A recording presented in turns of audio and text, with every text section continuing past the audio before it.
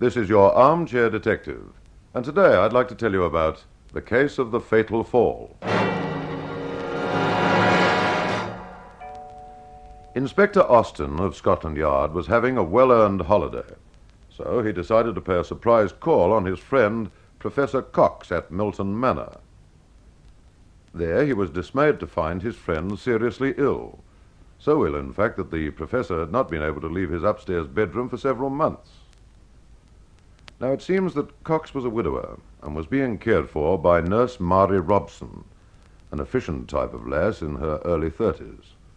Nurse Robson suggested Inspector Austin might like to go up to the professor's room. It was the first door on the right at the top of the stairs. So Austin climbed the stairs and, quietly opening the door, was surprised to find the professor conspicuous by his absence.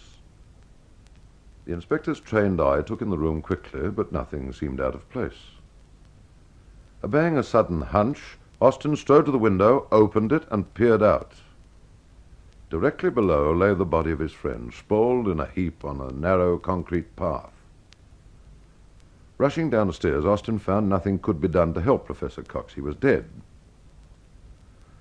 Nurse Robson had followed Austin out of the house, and now she stood beside him, looking down at her employer's body.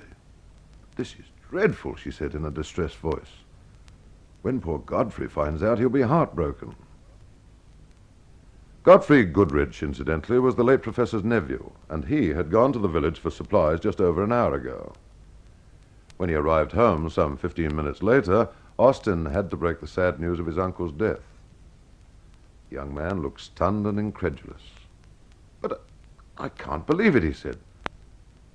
"I'll never forgive myself for this. If I'd stayed with him as I normally did of a morning, this would never have happened. How did he come to fall? How did this accident happen?"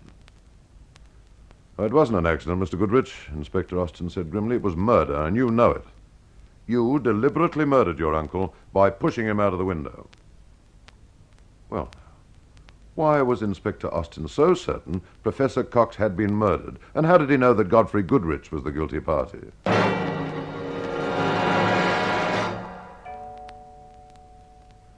You will remember that when Inspector Austin went to the window of Professor Cox's room, it was shut.